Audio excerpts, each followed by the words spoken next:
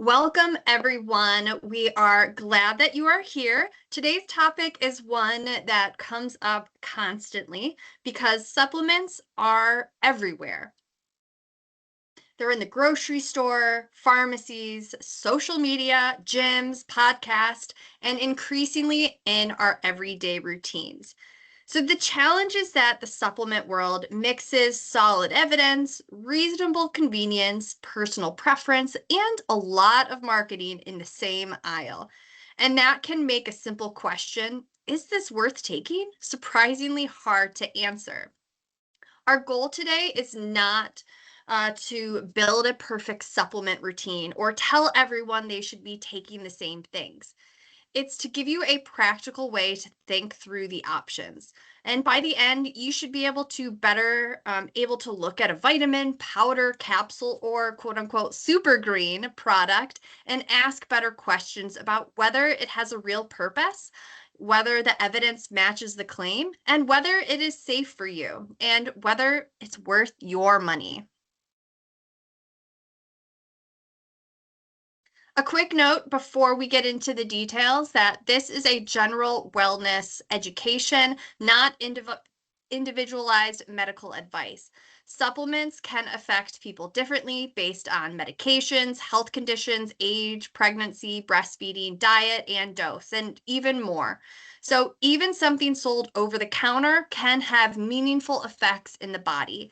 That is why natural and available without a prescription should never automatically translate to risk-free.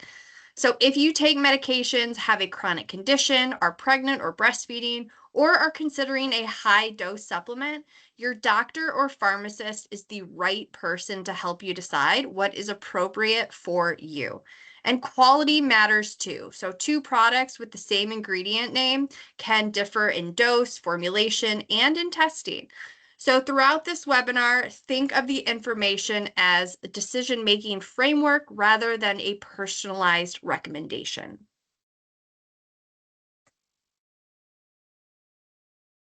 So we all know if you have ever stood in front of a supplement shelf and felt like you needed a second degree just to compare the bottles, that reaction makes a lot of sense because it can be very overwhelming. You might see creatine marketed for performance, collagen for skin and joints, magnesium for sleep, greens for energy or detox, probiotics for digestion, vitamin D for immunity, and so forth. The difficulty is that all of these products sit next to one another, but the quality of the evidence behind them is not equal. Some ingredients have been studied for decades and have fairly specific uses. Others have promising but inconsistent evidence. Some claims are mostly marketing language attached to ingredients that may be nutritious, but have not shown to produce that advertised outcome. And that distinction between a plausible sounding claim and a well supported benefit is really the thread running through this entire presentation. So before we go deeper, take a look at the poll and choose the option that best matches what you currently take. And you can write your answer in the Q&A section of this presentation. But choose the answer that best matches what you currently take.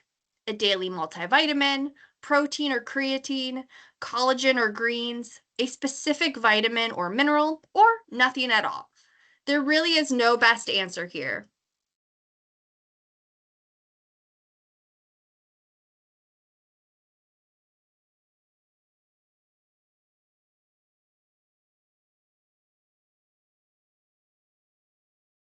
Awesome. Thank you for everybody. In fact, one of the most important ideas today is that a supplement only makes sense in context.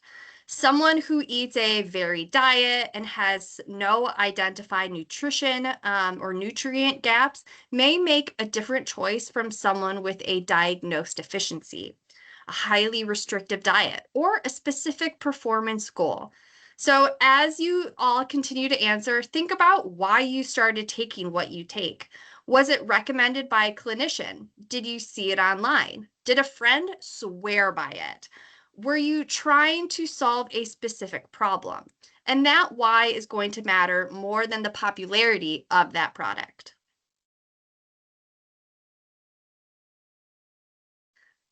The word supplement covers a much wider range of products than most people realize. As we talked about, the supplement aisle is very overwhelming.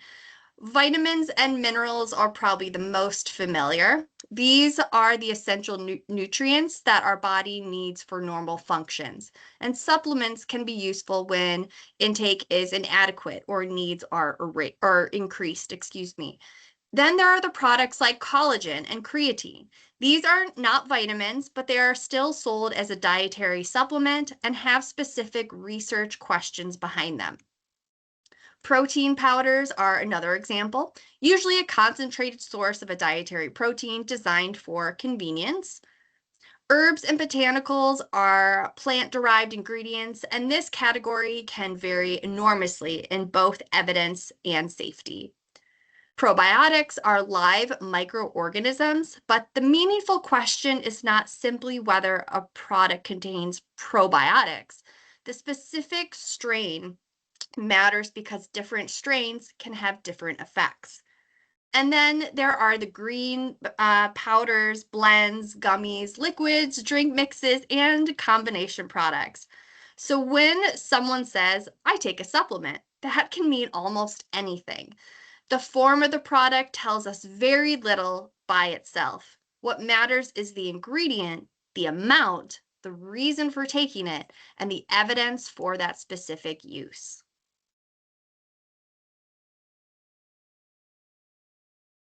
Now, people take supplements for very different reasons, and those reasons are not all equally evidence-based. Some people are filling a documented nutrient gap. Others are trying to support bone health, heart health, muscle growth, recovery, energy, focus, or general wellness.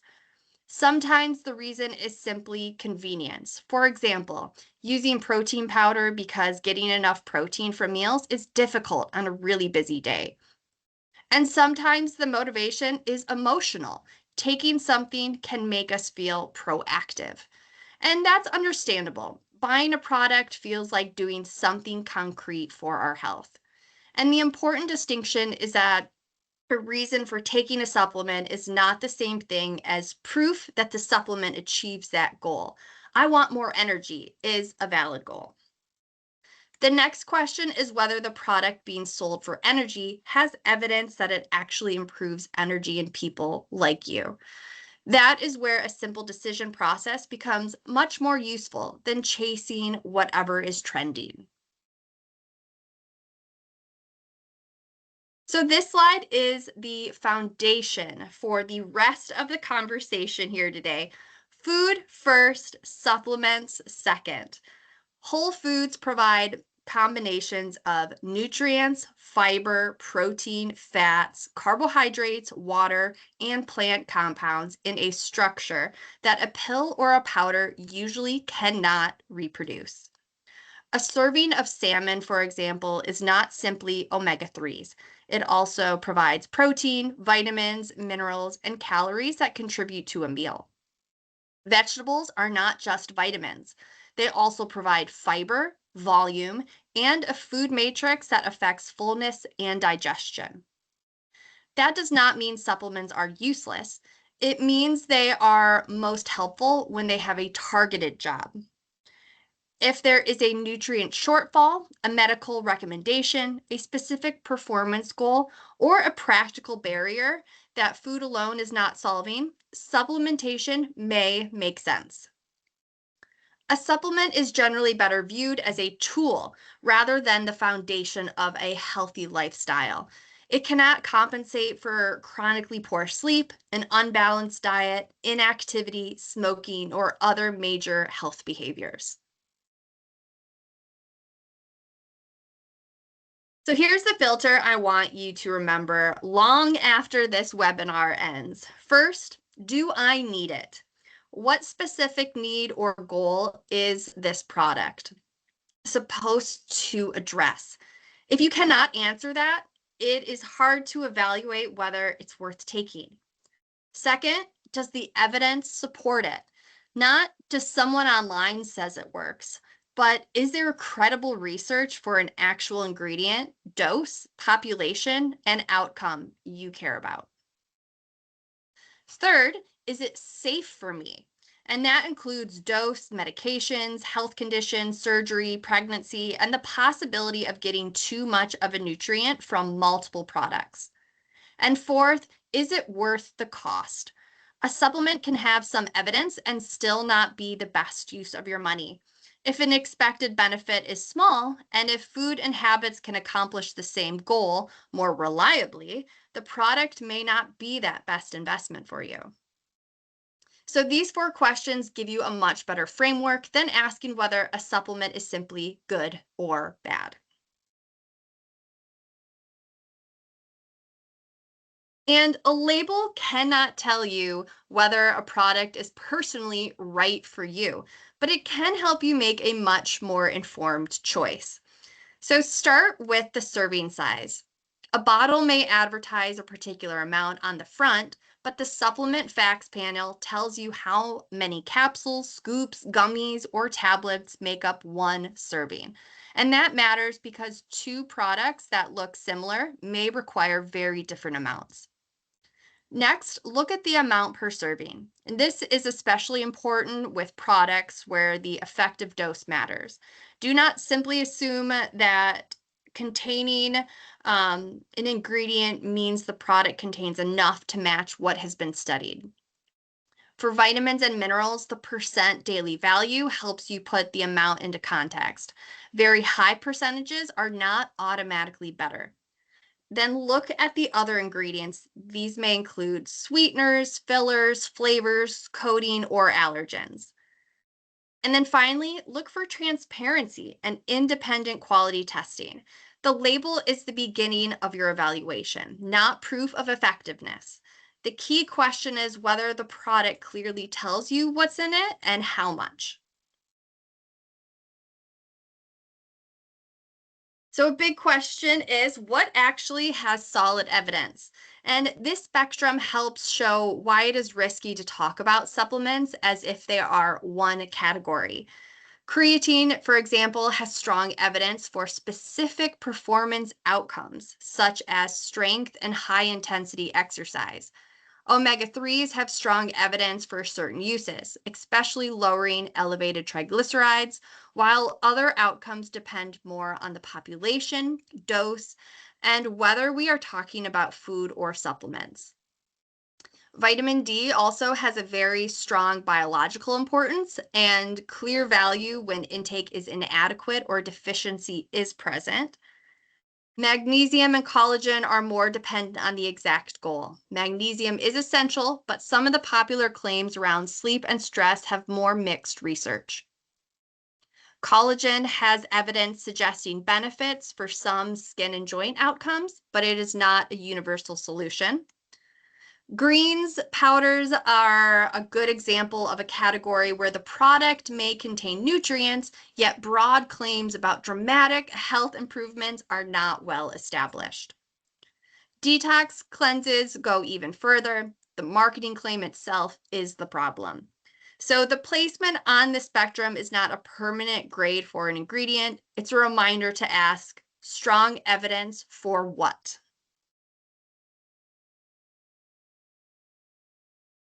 Now, vitamin D is a great example of why context matters. So, vitamin D has well established roles in calcium balance and bone health, and it is involved in normal immune function. But that does not mean that taking more vitamin D automatically improves health in someone who already has adequate levels. The strongest reason to supplements is when intake is inadequate, deficiency is present, or a clinician identifies a higher risk based on someone's health, history, or circumstances. This is also a useful example of why more is not automatically better. Vitamin D, for context, is a fat soluble, meaning the body can store it, and excessive intake can be harmful. And the takeaway is not that everyone needs a vitamin D supplement, it's that vitamin D is important, and supplementation is most useful when there is a reason to believe a gap exists. I'm now going to pass the presentation on to Renee.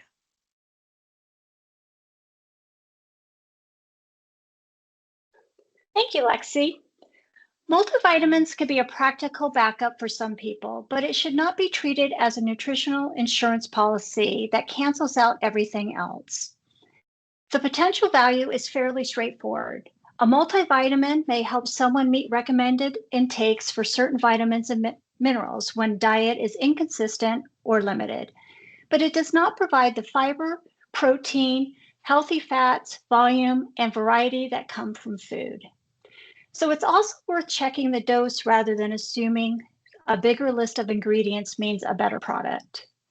Megadoses can increase the risk of side effects, and nutrients from multiple supplements can add up. Iron is a good example. Some people need more iron, others do not, and taking extra unnecessarily is not automatically beneficial. So the question is not, is a multivitamin healthy? It is, does this particular multivitamin fill a realistic gap without giving me excessive amounts of nutrients I do not need? Omega-3s are another place where the form and goal make a difference. Fatty fish provides the omega-3 fats, EPA and DHA, but it also provides the benefits from a whole food. That is why dietary guidance commonly emphasizes eating fish rather than assuming everyone needs fish oil capsules. Supplemental EPA and DHA have strong evidence for lowering elevated triglycerides, particularly at appropriate doses. But the broader idea that any fish oil supplement automatically prevents heart disease for every healthy adult is much less straightforward. Dose matters, and the amount of EPA and DHA is more informative than the total milligrams of fish oil printed on the front of the label. Interactions matter too, particularly at higher doses or in people taking certain medications. So omega-3 is not a yes or no supplement. It is a good example of a product with legitimate evidence for specific uses that still require context.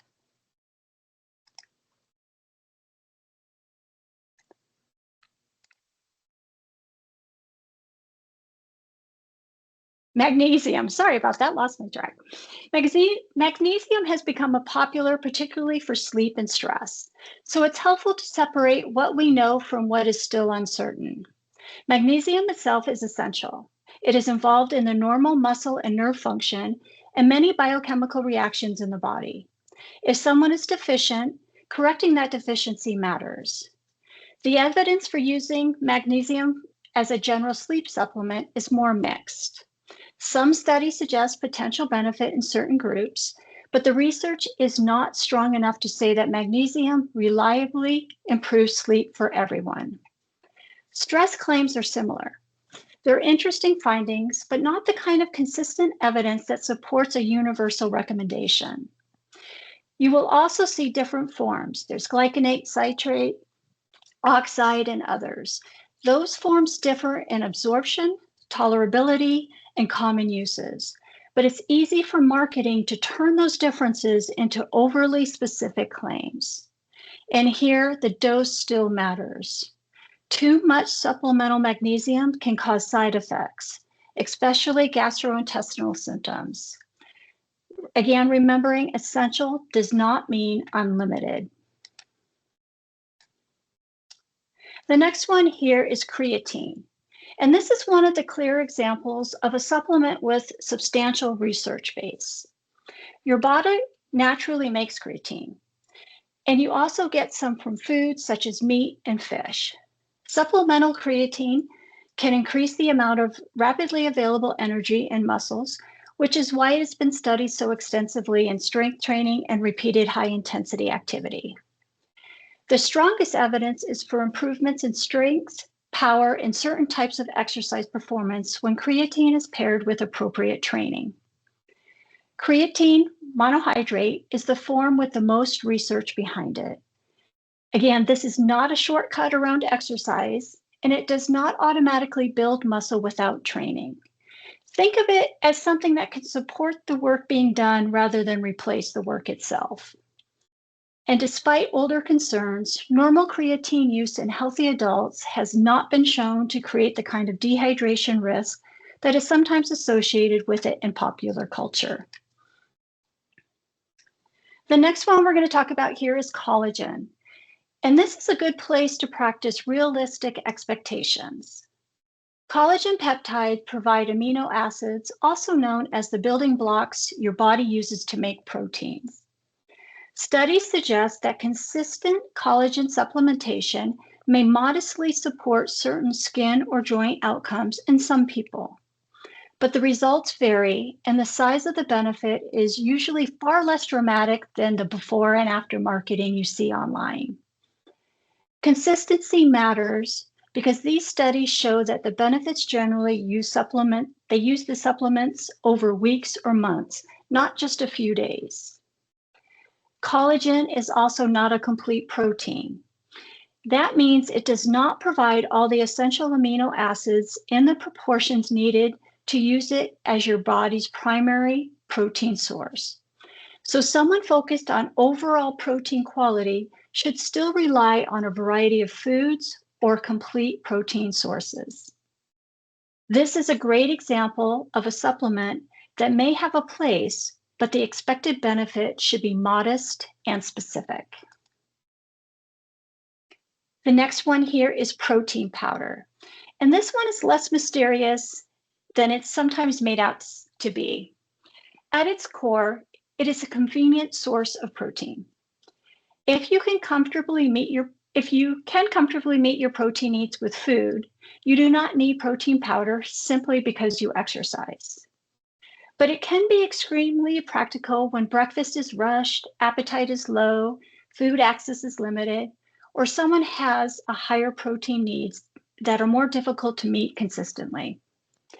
When comparing products, look at the grams of protein per serving, added sugar, ingredients that fit your dietary needs, and independent testing when available. Protein powders does not need to be treated as a special performance product. It can be as simple as adding it to oatmeal or smoothie because it makes the meal more convenient. And probiotics are one of the areas where the label on the front of the bottle can be especially misleading. The word probiotic does not describe one universal ingredient. Different microorganisms and even different strains within the same species can have different effects. A product study for one digestive issue cannot automatically be assumed to work for another goal. That's why the right probiotic depends on the goal. It's more accurate than saying probiotics are simply good for gut health. Food can contribute beneficial microorganisms too. Fermented foods such as yogurt or kefir can be a part of a healthy diet, although not every fermented food automatically meets the scientific definition of a probiotic with a demonstrated health benefit.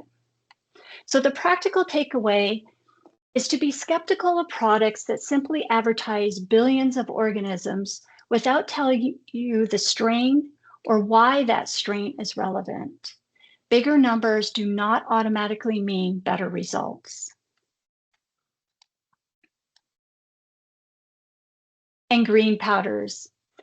As we know, these can be super convenient, and some products do provide vitamins and minerals or concentrated plant ingredients. The problem becomes when convenience is marketed as equivalence. A scoop of powder does not reproduce the full nutritional experience of eating vegetables and fruit. Whole foods provide fiber, water, volume, texture, and a complex food matrix that influences digestion and fullness. That's why the strongest message here is not that greens and these powders are bad. It's that they should not be used as proof that someone has covered their vegetable and fruit intake for the day. If someone enjoys a greens powder and it fits in their budget, the important questions are what is actually in it, how much, whether the label is transparent, and whether the product has independent quality testing. What we would be most skeptical are claims that the powder, quote unquote, detoxes, dramatically boosts energy, or replaces the need for a varied diet.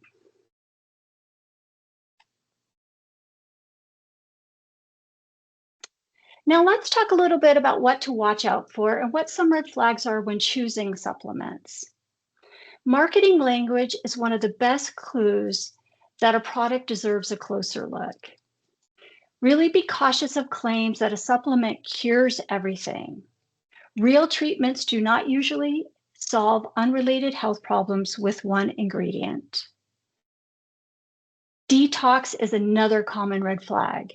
Your body already has systems, including the liver and kidneys, that process and eliminate substances. That does not mean nutrition is irrelevant to those organs. It means that a cleanse product has not earned the right to claim that it is removing mysterious toxins simply because the label says detox.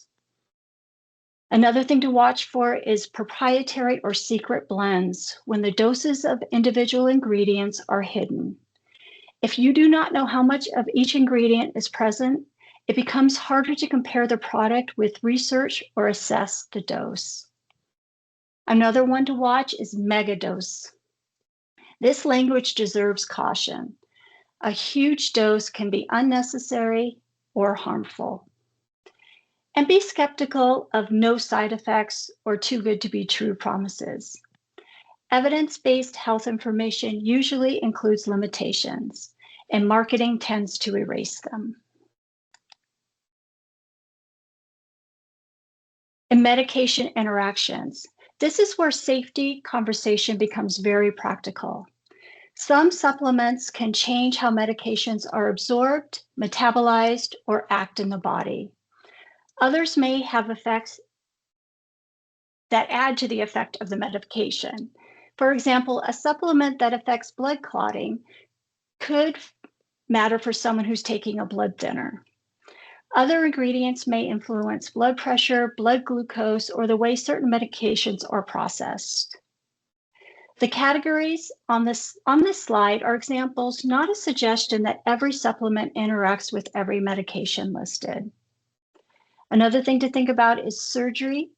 You really need to disclose your supplement use to your doctors during that time because some products may affect bleeding, sedation, blood pressure, or other factors that matter around a procedure.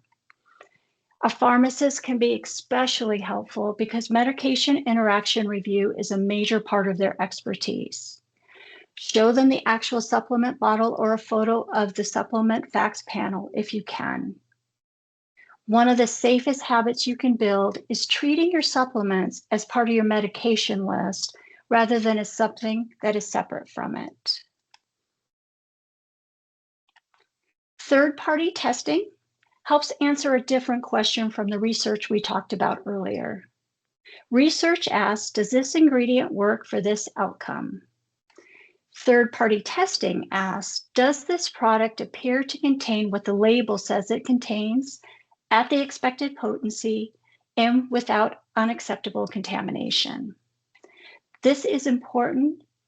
They are both very important, but they're not the same thing. Programs such as USP, NSF, and Informed Choice evaluate products according to their own certification standards. Depending on the program, testing may address identity, potency, purity, contaminants, manufacturing quality, or banned substances. A certification seal does not prove that a supplement is effective for your personal goal, and it does not guarantee it is safe for every person. It is a product quality signal. So when you're comparing two products with the same ingredients and the same doses, credible independent testing can be a useful way to reduce uncertainty about what is actually in the bottle. So if you remember one framework from today, let it be this. Food first. Build the foundation with actual meals and a varied eating pattern. 2, have a clear goal. Know what you're trying to accomplish. I heard this is healthy is not the same as a defined goal. 3rd, evidence check. Look for research that matches the ingredient, dose, and outcome, rather than relying on testimonials. 4th, safety reviewed. Think about medications, medical conditions, dose, pregnancy, surgery, and whether you're combining multiple products. And the 5th, quality chosen. When you do buy something, favor transparent labeling and independent testing products when possible. Take the time before you purchase to decide whether the product has a reason to be in your routine at all. That is how you move from guesswork towards a much more confident and intentional decision. And that wraps up our presentation today. The main message here is not that supplements are good or bad. It's that they should earn a place in your routine. A useful supplement has a clear purpose, evidence that it fits that purpose, a dose that makes sense, a safety profile that works for the individual, and enough quality transparency that you know what you're taking. If you're unsure, your doctor, pharmacist, or another qualified healthcare professional can help you evaluate your specific situation. On behalf of the whole Strive team, we thank you for taking this time out of your day to be here with us today. And we hope that you'll join us next month for Caffeine Clarity, the truth about your daily buzz, and that'll be on September 30th at this same time. Thank you so much for being here.